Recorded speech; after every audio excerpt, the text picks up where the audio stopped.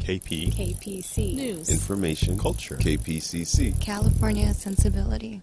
Hey, I'm Amy Choi. And I'm Rebecca Lehrer, and we are the Mashup Americans. Okay, quick question. How long did it take you to watch Master of None? Well, approximately 6 hours. I had to stand up twice to go to the bathroom and make some more popcorn. Yeah, but that was the only time you left, right? Yeah, of course. I was like, I gotta get through what's gonna happen. The glory of binge watching. I think Yeah. I stood up 3 times, but only because my children needed me, Ugh, which was children. annoying. I know, so boring. Wait, so what was your favorite moment of the show?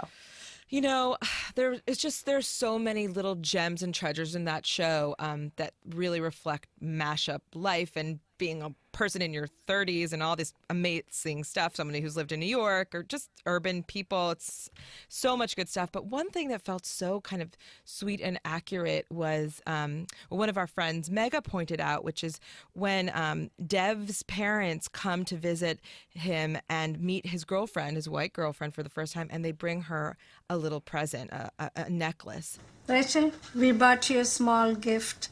Thank you so much. You didn't have to do that. I hope you like it. Wow, I love it. Oh my God, thank you. And it's so much of Indian culture, you know, bringing somebody a gift, and it was so natural and so authentic and so small that if you weren't aware of that, you might not really think about it, but it really just gave it this sense of reality, which was just beautiful. Oh, that's so sweet. My favorite moment was watching the flashback of Brian's dad eating fresh chicken and rice in Taiwan. Mm-hmm. But it was after he had become BFF with the chicken and then had to kill it himself. Oh, God. Killing a chicken is a total nightmare. I do not. I have done it, girl. What? Yeah, you gotta stretch that chicken's neck just real fast. Oh, God. No. I can't. I'm just I know, like, well, I'll eat it I'm in nugget hardcore. form. I'm more hardcore than most people would imagine, I think. Well, that is true. Speaking of children.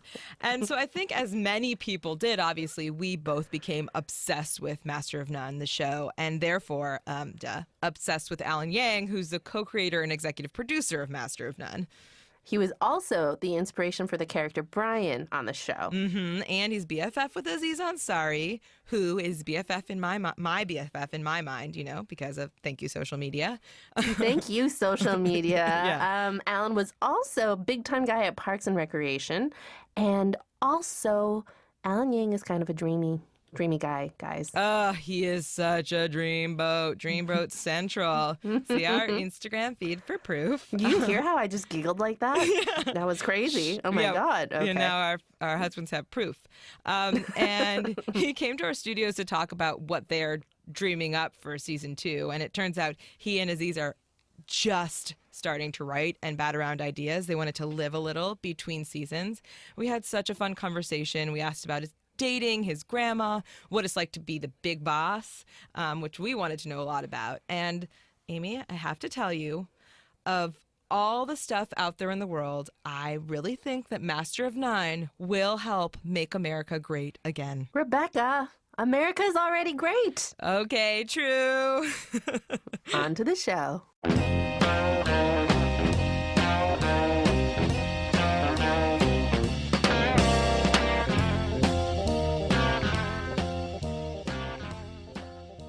Rebecca and I actually have a business idea that we would like to throw by you. It's a bar, and some of the names we're kicking around are K's and J's. Okay. Or A's and J's. Or A's and J's. Just so you feel more included. Yeah. If you couldn't tell, the theme is model minority. We were wondering which name do you like? Would you attend our bar? Everybody's invited, but there's like really high expectations that you might not always live up to. Yeah. There should be alternating nights where like one night it's for your parents and one night it's for you. So like it's like, So good. but it should like there should be a thing that flips around so it's revolving. So one night it's caters to our generation, and then the next night it's a parents' generation special. So it's like, I don't know what they're into. We dress up as doctors. Yeah. That's very possible. Or there could be a night in which you just fabricate your whole career. Yeah. That stuff phones me. I think, partly is like my sister became a lawyer, and she's older than I am. Yeah. So I think she may have taken not a bullet. I mean, not being a lawyer is not a bullet. I'm just saying. She did it for you. Well, they said, well, one of the kids doing something normal. I mean, I probably hear helps, you. right? My big sister was an investment banker. Yeah. It- Well, what is she now? she retired. Oh, okay. But yeah, I mean, I she like did that. fine. Yeah, exactly. That That's sounds what pretty I'm sweet. saying. Yeah, exactly. I think maybe the older kid often has more of a, I don't know, feeling responsibility, or maybe they're on top of their stuff more. I don't know. Well, I like being the younger. We're all Yeah. younger here, so we're in Yeah, a safe totally. It feels like it. I felt that walking. Yeah. What did or do you call your grandma? I guess I say Ama, which is a Chinese name for her, but this is kind of in the show too. It's like she doesn't speak English and I don't speak Chinese, so when we have phone calls, it is just her talking and me going, all right, okay, putting mom back on. And, she's very active on Facebook now. So, That's but Wait, your grandma Amma is? so she only posts in Chinese. So I generally have to take a photo and send it to my mom and say, what did grandma post on this thing? And she had posted some I posted a promotional trailer for season 2. It's like, it's coming out whenever. And my grandma had posted about it and had some Chinese characters or something. And I sent it to my mom, said, what did this say? Because I was like, maybe she's proud, or maybe it has some. And then my mom said, she wrote, Alan went to Harvard and majored in biology, but he didn't want to do that, so he's doing this. No comment on whether it was good or bad. Just a fact. Just a fact.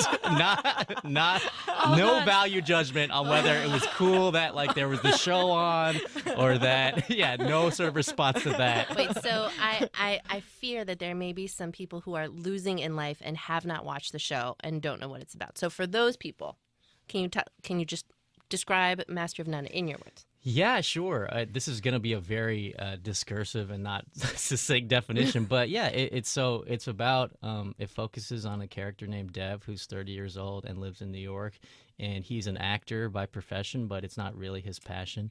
And it's basically about anything that happens in his life that is about something we find interesting. And I know that's not a very good definition, but we want it to be as broad a show as possible. If we wanted to do a show that's mostly flashbacks in 60s and 50s Taiwan and India, we'll do that. If there's a show that's kind of about feminism and difficulties that women face that men don't necessarily face. And what I'm saying is that there are a lot of subtle little things that happen to me and all women, even in our little progressive world. And when somebody, especially my boyfriend, tells me that I'm wrong without having any way of knowing my personal experience, it's insulting. Okay, I get that. Well, I mean, I guess there's no way I'll ever really know what it's like to be in your shoes, so I'll try to do a better job of listening, all right? Or an episode that's just Aziz and an older lady. We can do that. So All of my favorites. so Yeah. It's just stuff we got excited about, and when we talked about it with each other and with people in the writers' room and our friends and our family, we try to put as much of those real conversations into the show as possible. We wanted those dinner scenes to feel like scenes that you have in your real life, but maybe a tiny bit funnier and a tiny bit more thought out a little bit, Well, we love that. I mean, we talk a lot about how the closer you get to the real details is actually the more universal the story becomes, right? So getting into a flashback in Taiwan or India and really talking about the family history, that actually breaks open the story instead of closing it off. Man, that was pretty crazy what my dad was talking about, working in a zipper factory. I never knew that. You know something about your dad's backstory? I mean, I know the big points. He was poor, he was in another country, he was tough. All of us first-generation kids, we had these amazing lives. It's all because our parents made these crazy sacrifices. And we never thank them. We do nothing to thank them. And I wonder, we have found sometimes you're like, I want to share this. It's such a great story. And then you're like, is somebody going to get mad? Or is a parent going to get embarrassed? Or will this hurt somebody's feelings? Did you worry about that at all in the process? I don't think we really, maybe I'm insensitive, but I wasn't really worrying about whether my dad would be offended. But I will say he was really essential research, and Aziz's dad was too, because as we were researching that episode, we called our parents because those were the real stories, man. That was real. My dad grew up in a village called Tiger Tail, which was a small village, and the real story is actually even crazier than what we ended up depicting because his You're dad, like, it's too crazy. it's It's too a water buffalo. man, his dad died when he was 1. So his mom had 3 kids and he was the youngest one, and people in the village told her to give him up for adoption because she didn't have the resources to take care of 3 kids. She worked in a factory making the sacks that rice came in, and so she didn't have a ton of money. Oh, really? That's not a high-paying job. So, they're like, give him up for adoption. She was really stubborn. She kept him, and he ended up being a real star in that family. He did really well in school, and it's all kind of test-based there. So he did really well on this one standardized test in chemistry, and then he got to go to a straight medical program. But, that stuff, I just never had seen any story like that on TV, and Aziz hadn't seen a story like his dad's story on TV, so we were like, man, let's just shoot it, and who cares if Aziz isn't in that 10 minutes of the episode, because to us that was really powerful, and we wanted to see a depiction of those struggles. And he does send me articles from The Economist that say the world's going to end or whatever, but it's not, he's not meaning to bring me down. My mom's a little bit more upbeat and energetic and talkative and, likes to be funny and stuff. So maybe we'll put her in the show at some point. And they're not married anymore. No, they're divorced as hell. Well, yeah, because you've mentioned that your dad has a girlfriend. Yes. Yeah. So my mom is remarried. She's married to a retired nuclear scientist. Whoa. Who's a great guy. And my dad has a serious girlfriend now, but yeah. Are they both dating? We're going to ask the same question. Yeah. Are they both dating and married to other Taiwanese people? So my mom is, and my dad is dating a white person. So what is that like? It's cool, man. I mean, I've dated white people. He's dated white people. We're all on the same page here. Totally. It's interesting, man. My dad's an interesting dude. Of all the immigrants I've met, basically people who came as adults, because he came as an adult, he speaks some of the best English of anyone I've ever met in that context. He for whatever reason has this aptitude for language and is really good at it. And my mom's good at English too, but she has a kind of a heavier accent. And so I don't know. I mean, my dad it was funny, man. He was meeting people on eHarmony. And Fantastic. so I think he met some people that he liked, and I think he met his girlfriend there. But do you think that language or affinity for language gave him more cultural kind of fluidity? It's possible. I mean, we were in a place where there just weren't that many Asian people at the time. Yeah, Riverside? So he moved to San Bernardino, Riverside area, and that's where he was a doctor, so he worked at a hospital in San Bernardino. And, I don't even know, it's a weird thing, who are his friends and stuff. I guess there were some Asian people that he could talk to. I think my parents had some Asian friends. Yeah. But, I had, friends of all kinds of races and stuff. So right. That's kind of depicted in the show. Right. Well, that's one of the things that we love the most about the show is it actually looks like our lives. Yeah. And that's that was no statement or anything. That's the thing. It's people are like, I love how diverse it is. It's like, oh yeah, I guess, that's like when we go out to eat, the people will just look like that. And to your point, it's exactly right that the more specific and honest you are, somehow the more universal it gets, because there's something about the essential emotional truth of the story that's relatable. It's not necessarily about the details, but people have come up to me and said, oh, that's like my grandmother from Poland's story, or even if it's not even about the immigration, it's about my dad grew up in Detroit and he sacrificed so much so that I could be a dumb comedy writer or whatever you end up doing in life, to get that freedom and to have that opportunity to be what you want to be, or at least try. Even the ability to try is what's important. Like when I told my parents I wanted to try to write and write jokes or whatever, they're like, yeah, that's why we're here. Oh, we have so many follow-up questions. Okay, speaking of your parents and support, and we know you just talked about how they're supportive. Yeah. but we know you went to Harvard Yeah. and studied biology. That's right. Is right. So, Of course. So was there ever an expectation that you would pursue something more traditional for a first-generation Asian kid? I never really felt it, man. I gotta give a shout out to my parents. They're really open-minded and cool, and it's borne out by how they've sort of supported me throughout all this weird stuff that I'm trying to do. And I mean, I didn't know what I do now was a job when I was a kid, so there's no expectation that they would know what it was. Right. I mean, it wasn't until I got to college that I had any sort of understanding that people wrote those shows. I kind of assumed the actors just made stuff up or whatever. I mean, I wasn't in the industry. I didn't know anyone in entertainment.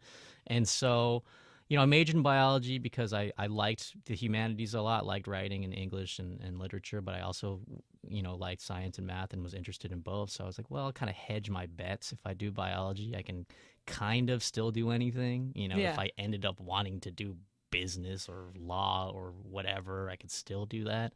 I just didn't really know, and so I found something that I really wanted to do, and that was really liberating. And you know, You were on the Lampoon. That's the luxury. Yeah. So I got on this comedy magazine called the Lampoon, where there were a lot of smart idiots like me, right? It was like, you know, you know, they were intelligent people, but they were also really funny, and I just wanted to hang out in that Lampoon building and try to be funny. So yeah, totally. It's really fun. What we love, again, about Master of None is that it's just nothing feels contrived. Nothing is contrived, right? It's just a real reflection of the lives that, like, people our generation are living.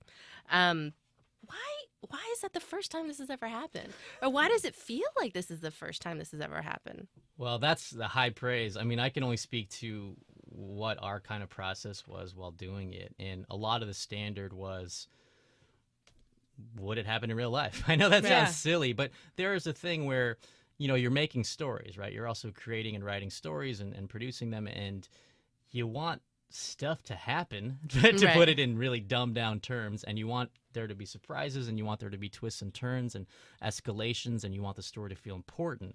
But can we craft a story that accomplishes all those goals and engages the audience, but also feels like it wouldn't be insane if it actually happened to you? You said before the next season that you needed to do some living, and so does that, Brian, how you living? So because Brian is, who's kind of sort of you, right? Yeah, a little bit. There's he was elements. dating a lot of ladies. And Brian's a babe. How do you feel about, you know? Hey, man, it's just we're trying to be as real to life as possible. We're just trying to be really true to life. You're like, I got to text him all. It's no big deal. So that was actually important to us. That was actually a thing where Aziz and I talked about this while we were making the show, and not only did we never see any Asian lead characters or any Indian lead characters growing up on TV, very few side characters even, but more importantly, very few lead characters.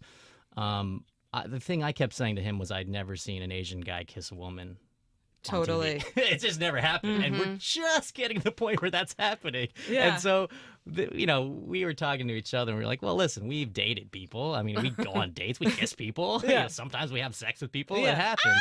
So we just thought it'd be kind of funny. Okay, so ordinarily you see a ladies' man character on TV, you don't associate with an Asian guy. And Calvin's, as you said, a very good-looking guy. So we're like, yeah, it's very plausible that this guy is texting girls constantly. Totally. That's totally plausible.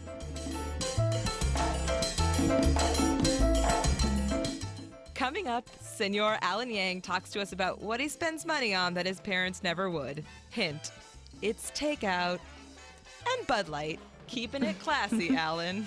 Oh, so classy. And we think you'll love a great article we have on our site, mashupamericans.com, from our Sikh friend Winty Singh.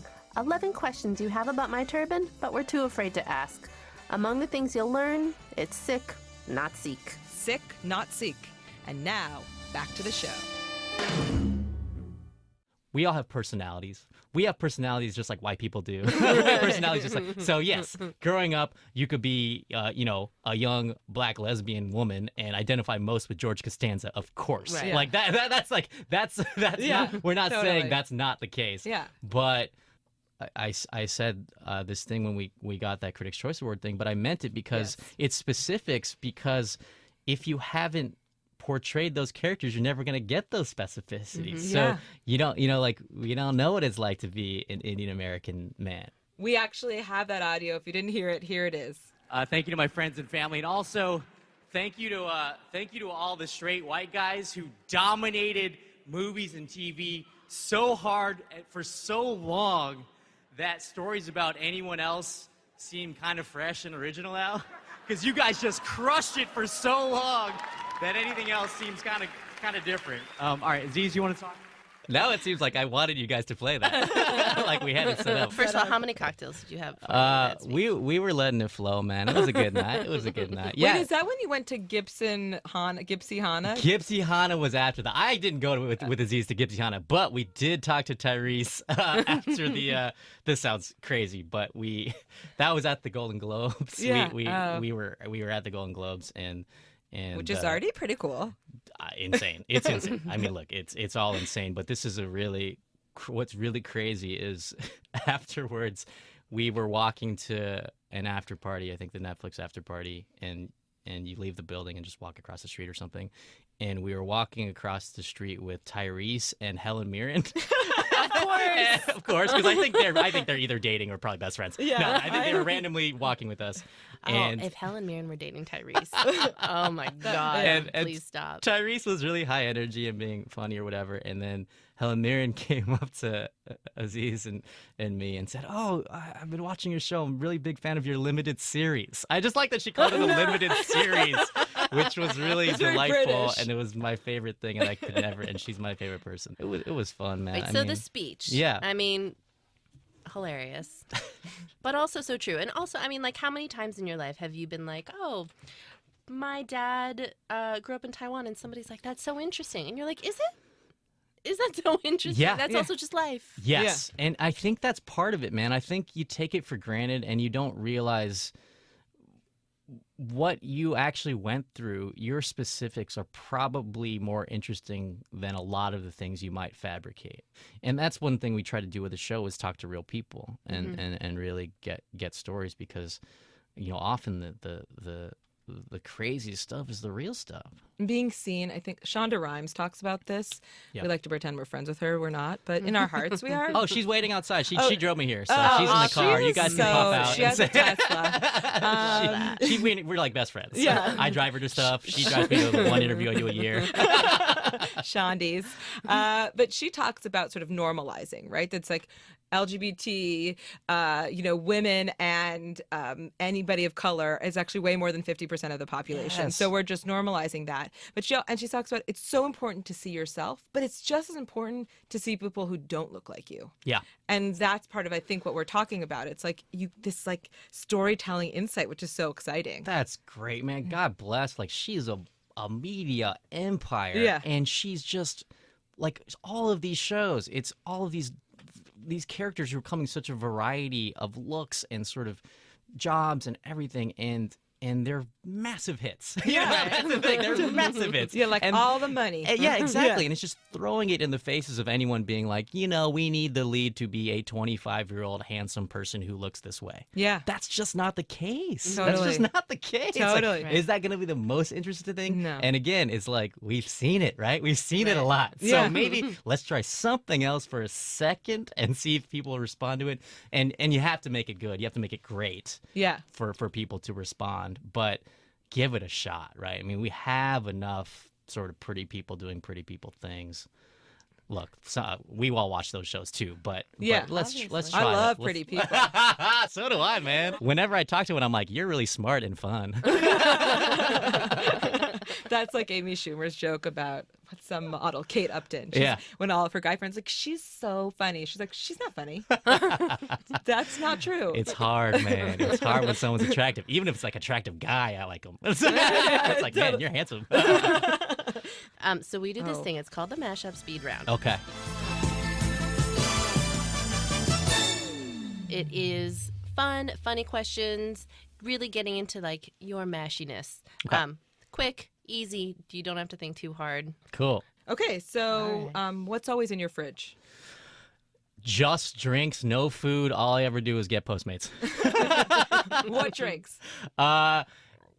I'll get crucified for saying this, but Bud Light and me and my buddy Dave, who's a chef, we bond over the fact that we like Bud Light, even though it's the worst beer. But you don't like the lime one or whatever the flavor. No, that's garbage. Okay. So I generally have a variety of beers for people when they come over, and maybe some white wine from when people come over. And that's it. When people come over. Yeah, we got you. You guys said that, not me, man. I was like talking about me and my bros watching basketball. Drinking white wine. And With your drinking Chardonnay. a nice light minerally Chenin Blanc. We're going to ask you what kind of dating advice you got from your parents. Ooh, my parents generally never talk to me about anything like that. So that's their advice, is to wait till Alan introduces us to anyone and then be nice to them. That's what they've generally done and stayed out of the way. You know, I have to give it up for them, because I think there's a stereotype of Asian parents and, you know, Asian moms especially, as being sort of meddlesome or, you know, naggy or whatever. And my mom's a delight, man. She's so funny and has never been like, when are you getting married, or like, you should be a lawyer or a doctor or whatever. They don't. I'm sure they were worried, because what I chose to do, certainly career-wise, was very crazy and borderline incomprehensible to most people, much less people who hadn't grown up here.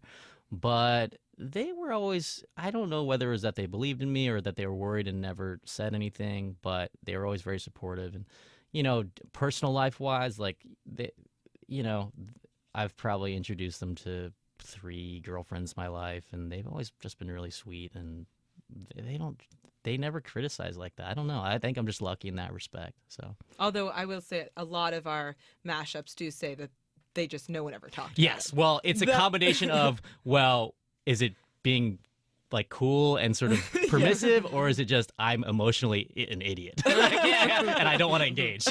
Probably a little of both. The answer's often, I didn't get dating advice, Yeah. or it was a little racist. Yes, exactly. Well, that's a whole other thing. No, but my parents are really open-minded about it. Look, my dad's dating a white person. Come on. So a couple more questions, Sure. which is, so is there anything that you feel really guilty about?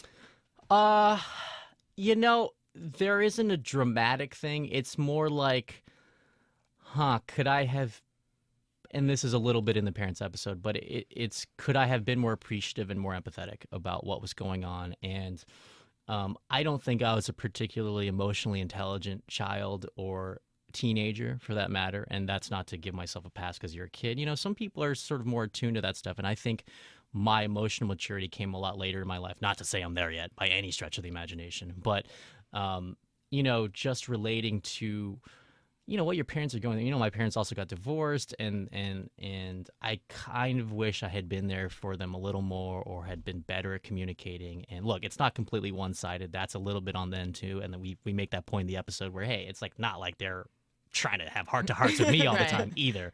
But you know, a more self-possessed, emotionally mature 16-year-old or something might have done a better job. I don't feel guilt about it per se, but in an example of life imitating art, since the parents episode, we've talked more, and then that's, you know, kind of a cool byproduct. There's that line in the episode of Asian parents don't have the capacity to say they're proud of you or whatever, and the day after the premiere of our show, you know, my family flew out to New York and saw the premiere and stuff. And the next day, both my dad and my mom separately texted me that they were proud of me and they knew that I worked hard. And that's, you know, that's crazy. That's and then crazy. your grandma shared that. And post. then my grandma shared the post and said, this is his job now. No explanation or sort of praise or approval. Take what as you will. You be the judge of whether this is a good or bad thing. He has a show on Netflix now. Is there anything you can tell us about the next season, like where we're going, or something we can get excited about? God, I wish I could, because that would mean I would know what we're doing. We have some ideas that we're very excited about. Aziz and I talk on the phone every day now, and we are expanding those phone calls to be like, okay, what are we really doing? What are we most passionate about? What are some arcs we see? What are the sort of one-offs? We have an idea of what we feel like has been working well in the show. Denise. She's fired. No, we love Lena. She's so funny, man. And I still remember, she was one of, I think, the first person Allison Jones, our casting director, sent us just to sit down and chat with her. And she wasn't really even an actress. She's a writer, and she's just so terrific and funny. But yeah, we have some ideas of what we might like to do, and we'd like to, again, like I said earlier, try to surprise people and do things that are a little bit unusual. So, Well, we saw that obviously the great New York Times piece is with Aziz writing about going back to India. Yes. Going back to India, going to India. Yes. Have you been to Taiwan? That I've been to Taiwan. Here's the shame. Oh, here's something I feel guilty about. I haven't been to Taiwan since I was 8 years old. That Something was a like long that. time ago. That's a long time ago. Roughly, I was smarter back then, like we mentioned. But yeah, I need to go back. I love to travel. I've been to many other parts of Asia now, and I need to go back to Taiwan for sure. For sure. It's that is kind of a true shame because my sister's way more in touch with her family, and she speaks Chinese and I don't, and she lived in Taiwan for summer and she took Chinese in college, and her nanny only speaks Chinese, and meanwhile I'm over here theoretically doing a show that has some Asian elements in it. I don't know anything. But You have to represent all of us, though. Don't you know that? Every single one. it's gotta be, yeah. No, I understand it. Next year's show is just a scroll. It's just an essay, like encompassing every person's experience in America. There's no jokes. It's just a list of experiences. We talk to everybody. Yes, or and this just is what they our said. 5 friends. Exactly. But yeah, I'd like to go back for sure. Well, we don't want to eat up, your whole day, even though we happily will. But, I think something that we always like to ask our guests and the people that we admire so much, what advice would you give to somebody who is straddling 2 cultures, who might feel a little bit on the outside? I think what is really great for younger people right now is that master of none exists. That's something that we're all, in our 30s. When we were younger, when we were teenagers, we talked about it. It wasn't really there before. What advice would you give to somebody who feels maybe a little bit lonely, or like they don't fit in, or they're not sure how to get started in doing something, or like really bringing their whole self into whatever situation they're in? That's a great question, and there's no easy answer, but I would say there's a few great things about being that kind of person. Say you're a younger person who's straddling 2 cultures right now or feels like an outsider. The first thing I'd say is it's a great time to be in that situation as opposed to, say, the 50s or the 60s or the 70s or even the 80s. And so if things are getting better every day, and I just feel like I'm blown away by how open-minded, I sound old saying this, but younger people are, because they're growing up right now. Like you were saying, they're growing up right now. We got crazy TV stars and musicians and movie stars who we're more diverse now than ever. Long way to go, but we're more diverse now than ever. Second thing, if you feel like you're in between cultures and you're alone in your high school or your junior high or whatever, it's like, that's what's making you really unique and special and weird, and that's great. And I know that can be hard. It's hard for me sometimes, and I'm an old ass dude. Like, but that's what's gonna make your thoughts and your ideas and if you're a creative person, the stuff that you're making, that's what's gonna make you special and interesting and have a cool perspective. And the third piece of advice I would say is, let's say you feel really different. You're like at a sports school and you're into punk rock or whatever. I would say, yes, go full force at that one thing that you like, that you think makes you different or you feel like an outsider at. But I would also say be open-minded, and maybe you might try writing for the newspaper or doing something you wouldn't think you would like, and you feel like those people are idiots or jerks. But if you try, sometimes you might like something you don't originally think you would like, and that's happened to me many times in my life. And to shut yourself off to stuff, I think is a pathway towards isolation and feeling alone. So I would say try new things and know that what makes you feel like an outsider and an underdog is what makes you special and great in many circumstances. That is just the best advice I've ever heard. Thank you so much, Alan. This was awesome. Thanks for having me. It was really fun.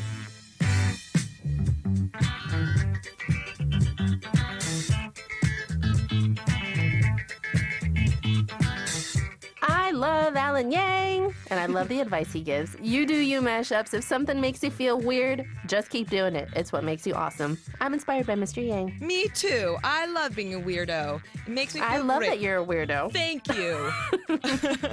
I love that you are. So, Thank you. Season 2 is going to be so awesome. I cannot wait to see it. Oh, and we're going to add something a little new this week to give you more Mashup Americans in your life that we're going to call algo más. Just a little something else we want to share with you. Un poquito más. Sí. Okay, well, so today in Algo Más, you guys know that at Mashup HQ, we're super interested in rituals from different cultures and how people around the world celebrate different life milestones like a marriage or a birth. So this week on MashupAmericans.com, we've got a story on becoming Baha'i.